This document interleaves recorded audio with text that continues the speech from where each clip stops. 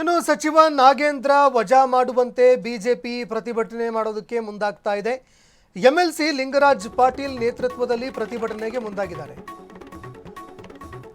ಸಚಿವ ಬಿ ನಾಗೇಂದ್ರ ಅವರನ್ನ ವಜಾ ಮಾಡಬೇಕು ಅಂತ ಪ್ರತಿಭಟನೆಗೆ ಮುಂದಾಗಿದ್ದಾರೆ. ಬೆಳಗಾವಿ ನಗರದ ಚೆನ್ನಮ್ಮ ವೃತ್ತದಲ್ಲಿ ಪ್ರತಿಭಟನೆಗೆ ಮುಂದಾಗಿದ್ದಾರೆ. ವಾಲ್ಮೀಕಿ ನಿಗಮದ 187 ಕೋಟಿ ನುಂಗಿದ್ದಾರೆ ನಾಗೇಂದ್ರ ಅವರು. ಹೀಗಾಗಿ ಅವರನ್ನ ವಜಾ ಮಾಡಬೇಕು ಅಂತ ಬೇಡಿಕೆ ಇಟ್ಟಿದ್ದಾರೆ.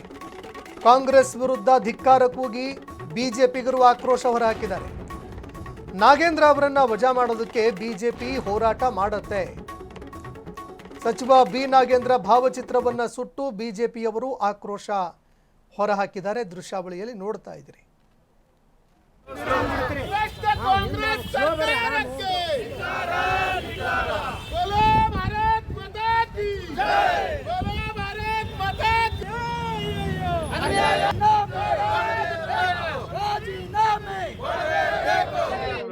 ಮುಖ್ಯಮಂತ್ರಿ ಡಿ ಕೆ ಶಿವಕುಮಾರ್ ಅವರ ಮಂತ್ರಿಮಂಡಲ ವಿಸ್ತರಣೆ ಮಾಡಿದ್ದಾರೆ. 187 ಕೋಟಿ ಹಣ ವಾಲ್ಮೀಕಿ ಹಗರಣದಲ್ಲಿ ನುಂಗಿದಂತ ನಾಗೇಂದ್ರ ಅವರಿಗೆ ಮತ್ತು ಮಂತ್ರಿ ಮಾಡಿದ್ದಾರೆ. ಸಾಕಷ್ಟು ಹಿರಿಯರ ಕಾಂಗ್ರೆಸ್ ನಾಯಕರಿಗೆ ಕೈ ಬಿಟ್ಟಾಗ ನಾಗೇಂದ್ರ ಅವರಿಗೆ ವಾಪಸ್ ಮಂತ್ರಿ ಸ್ಥಾನ ಕೊಡ್ಲಿಕ್ಕ ಏನ್ ಕಾರಣ ಅಂತ ನಮಗೆ ಪ್ರಶ್ನೆ ಬಿದ್ದಿದೆ. ಇದರ ಅರ್ಥ ಈ 187 ಕೋಟಿದಲ್ಲಿ ಡಿ ಕೆ ಸಿದ್ದರಾಮಯ್ಯ ಅವರ ಮತ್ತ Nagendra DNS D K Siddaramaiah ಮತ್ತ ನಾಗೇಂದ್ರ ಈ 3 ಮಂದಿ ಕೂಡಿ ಹಗರಣ ಮಾಡಿದಾರಂತ ಬಹಳ ಸ್ಪಷ್ಟವಾಗಿ ಕಂಡು ಬರ್ತಾ ಇದೆ.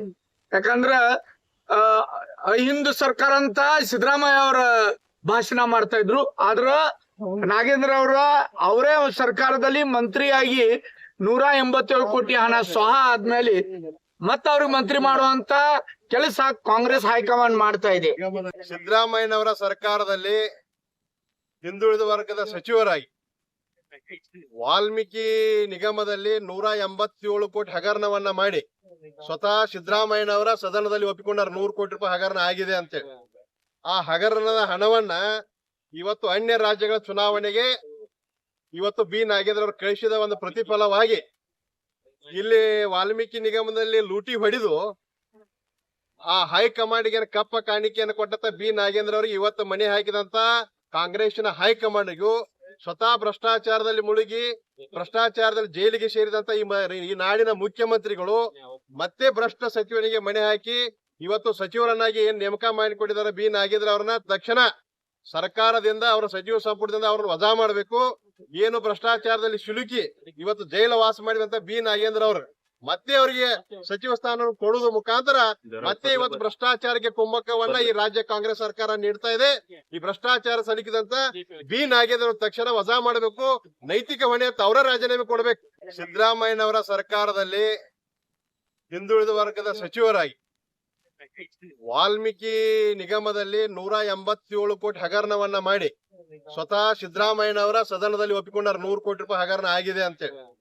ಆ ಹಗರಣದ ಹಣವನ್ನ ಇವತ್ತು ಅನ್ಯ ರಾಜ್ಯಗಳ ಚುನಾವಣೆಗೆ ಇವತ್ತು ಬಿ ನಾಗೇಂದ್ರ ಅವರು ಕಳಿಸಿದ ಒಂದು ಪ್ರತಿಫಲವಾಗಿ ಇಲ್ಲಿ ವಾಲ್ಮೀಕಿ ನಿಗಮದಲ್ಲಿ ಲೂಟಿ ಹೊಡೆದು ಆ ಹೈಕಮಾಂಡ್ಗೆ ಕಪ್ಪ ಕಾಣಿಕೆಯನ್ನು ಕೊಟ್ಟಂತ ಬಿ ನಾಗೇಂದ್ರ ಅವರಿಗೆ ಇವತ್ತು ಮಣೆ ಹಾಕಿದಂತ ಕಾಂಗ್ರೆಸ್ನ ಹೈಕಮಾಂಡ್ಗೂ ಸ್ವತಃ ಭ್ರಷ್ಟಾಚಾರದಲ್ಲಿ ಮುಳುಗಿ ಭ್ರಷ್ಟಾಚಾರದಲ್ಲಿ ಜೈಲಿಗೆ ಸೇರಿದಂತ ಈ ನಾಡಿನ ಮುಖ್ಯಮಂತ್ರಿಗಳು ಮತ್ತೆ ಭ್ರಷ್ಟ ಸಚಿವನಿಗೆ ಮಣೆ ಹಾಕಿ ಇವತ್ತು ಸಚಿವರನ್ನಾಗಿ ಏನ್ ನೇಮಕ ಮಾಡಿಕೊಂಡಿದ್ದಾರೆ ಬಿ ನಾಗೇಂದ್ರ ಅವರನ್ನ ತಕ್ಷಣ ಸರ್ಕಾರದಿಂದ ಅವರ ಸಚಿವ ಸಂಪುಟದಿಂದ ಅವ್ರನ್ನ ವಜಾ ಮಾಡಬೇಕು.